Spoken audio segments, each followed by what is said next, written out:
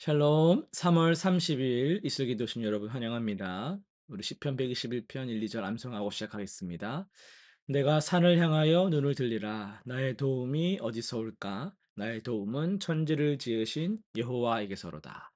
한 번 더 합시다. 내가 산을 향하여 눈을 들리라. 나의 도움이 어디서 올까? 나의 도움은 천지를 지으신 여호와에게서로다. 아멘.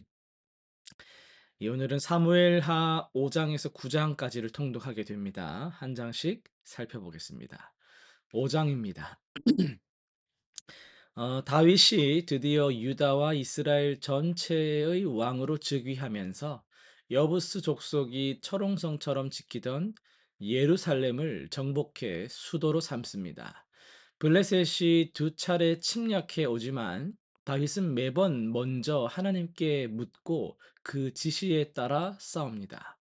강력한 왕권을 손에 쥔 자가 가장 먼저 하나님 앞에 무릎 꿇는 이 모습은 진정한 통치의 권위가 어디서 오는지를 조용히 보여주고 있습니다. 6장입니다. 다윗이 하나님의 궤를 예루살렘으로 옮기려 하다가 궤가 흔들리자 이 손을 뻗어잡은 우사가 즉사하죠. 이 선한 의도인데도 하나님의 거룩을 대체할 수는 없다는 사실이 다소 충격적으로 드러나는 장면입니다. 석 달을 오벳 에돔의 집에 둔 궤는 복의 통로가 되었고 이후에 다윗은 올바른 방식으로 궤를 옮기며 하나님 앞에서 춤을 춥니다. 예배의 그 열정을 업신여긴 미갈은 이후 자녀 없이 살게 되며 예배를 향한 하나님의 그 진지함이 다시 한번 드러납니다. 7장입니다. 다윗이 하나님을 위해 성전을 지으려고 하자 하나님은 방향을 뒤집으십니다. 네가 나를 위해 집을 짓는 것이 아니라 내가 너를 위해 집을 세우겠다라는 그 다윗 언약이 선포되죠. 다윗의 후손 중 한 명이 성전을 짓고 그 나라가 영원히 견고할 것이라는 약속은 솔로몬을 넘어 예수 그리스도 안에서 온전히 성취되는 메시아 언약의 핵심입니다. 다윗의 반응이 공사 계획이 아닌 그런 겸손한 기도였다는 점도 주목할 부분입니다. 8장입니다. 다윗이 모압, 소바, 아람, 에돔 등 주변 열강을 연이어 정복하며 강대한 왕국을 이룹니다. 그러나 본문은 전승의 주체를 끊임없이 확인시킵니다. 다윗이 어디를 가든지 여호와께서 이기게 하셨더라는 표현이 두 차례 반복됩니다. 승리는 다윗의 역량이 아니라 하나님의 동행이었습니다. 다윗은 전리품을 하나님께 드리고 공의와 정의로 백성을 다스립니다. 7장의 언약이 역사 속에서 살아 움직이는 것을 8장이 보여줍니다. 9장입니다. 다윗이 요나단과의 언약을 기억하면서 사울의 집안에 남은 자가 있는가를 찾습니다. 발견된 이는 요나단의 아들 무비보셋, 두 발이 모두 절림발인 채로 로드발이라는 아무것도 없는 곳에 숨어 살던 사람이었죠. 다윗은 그를 불러서 사울의 모든 토지를 돌려주고 왕의 식탁에 앉힙니다. 자신을 죽은 개라고 불렀던 사람이 왕의 아들처럼 그 자리에 앉게 된 것이죠. 이 짧은 이야기 안에 자격 없는 자에게 베푸는 언약의 사랑, 헤세드의 의미가 가장 선명하게 담겨 있습니다. 오늘은 방금 살펴본 9장의 내용을 조금 더 자세히 살피면서 왕의 식탁으로란 제목으로 말씀을 전하겠습니다. 로드발이라는 단어는요, 히브리어로 아무것도 없는 곳이란 뜻입니다.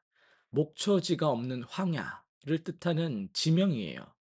이 사울 왕가가 무너진 후 요나단의 아들 무비보셋은 바로 그 황량한 곳에 숨어 살고 있었습니다. 이 두 발 모두 절름발이었다고 해요. 어릴 때 피신하던 유모가 넘어지면서 생긴 이 사고였죠. 이 왕조가 교체되면 이전 왕가에 남은 자들은 대개 제거를 하게 됩니다. 무비보셋도 이걸 알고 있었습니다. 그래서 로드발, 아무도 찾지 않는 곳에 들키지 않기를 바라는 마음으로 숨어 지냈던 거죠. 그런 그에게 하루아침에 왕의 사자가 찾아옵니다. 다윗이 그를 부른다라는 것이죠. 왜 다윗은 그를 찾았을까요? 적장의 손자를 제거하기 위해서였을까요? 본문은 그 이유를 분명하게 밝히는데요. 요나단을 위하여. 요나단과 맺은 언약 때문에입니다. 그리고 그 이유를 설명하는 핵심 단어가 등장하는데 이게 헤세드예요. 언약이 기초한 사랑입니다. 잘해주니까 잘해주는 거 아니고요. 언약에 기초한 변함없는 사랑이에요. 무비보셋에게는 이 사랑을 받을 아무런 근거가 없었습니다. 그러나 다윗은 친구 요나단과 맺은 그 언약 하나를 기억하고 있었죠. 다윗 앞에 불려온 무비보셋이 엎드려 고백합니다. 이 종이 무엇이기에 왕께서 이같이 죽은 개 같은 나를 돌보시나이까. 여기서 죽은 개, 고대 근동에서 개는 경멸의 대상이었고 죽은 개는 쓸모없고 냄새나는 존재를 가리키는 말이었습니다. 무비보셋은 자신을 정확히 알았어요. 이 은혜의 자리에 자신이 설 수 없는 사람임을 스스로 고백한 겁니다. 그러나 다윗은 그를 왕의 식탁에 앉혔습니다. 사울의 모든 토지를 돌려주었고 무비보셋의 남은 생애 동안 왕의 식탁에서 함께 먹게 했습니다. 성경은 이 장면을 이렇게 마무리하는데요. 무비보셋은 다윗의 아들 중 하나처럼 왕의 식탁에서 먹었더라. 왕의 아들처럼. 그 식탁 아래에는 남들이 보지 못하는 곳에 여전히 절름발이인 두 발이 있었습니다. 그러나 식탁이 그것을 가렸죠. 은혜는 바로 이런 겁니다. 우리의 부끄러움을 덮고 우리를 아들의 자리에 앉히는 것이죠. 여러분, 우리도 로드발에 있었던 자들입니다. 하나님 앞에 나설 자격이 없음을 알기에 발각될까 두려워 숨어 지내던 존재였죠. 그런 우리를 주님이 먼저 찾아오시지 않습니까? 요나단과의 언약이 무비보셋을 불렀듯이 예수 그리스도의 십자가 언약이 우리를 불렀습니다. 주님은 우리에게 묻지 않으셨습니다. 자격이 있느냐고, 공로가 있느냐고, 과거가 어땠냐고. 오직 언약 하나로 우리를 아버지의 식탁으로 초대하셨습니다. 그 식탁에 앉을 때마다 기억하시기 바랍니다. 내가 여기 앉게 된 것은 내가 잘해서가 아니라는 것이죠. 언약 때문입니다. 헤세드, 그 은혜 때문입니다. 은혜를 아는 자는 식탁 앞에서 감사하며 삽니다.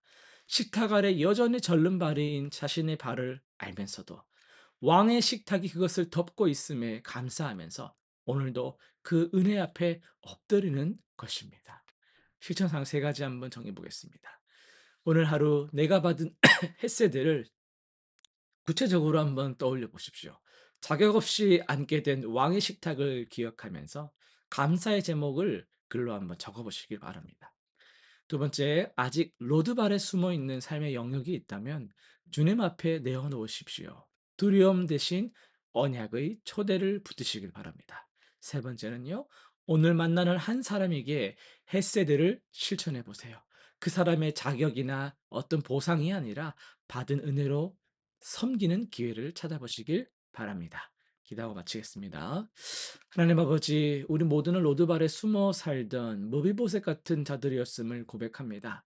자격도 공로도 없는 우리를 정말 주님께서 먼저 찾아오셔서 언약의 은혜로 아버지의 식탁에 앉혀주시니 참으로 감사드립니다. 우리가 그 은혜를 오늘도 기억하게 하시고 우리의 삶의 자리에서 그 햇새들을 흘려보내는 자들이 되게 하여 주옵소서. 예수님의 이름으로 기도드립니다. 아멘.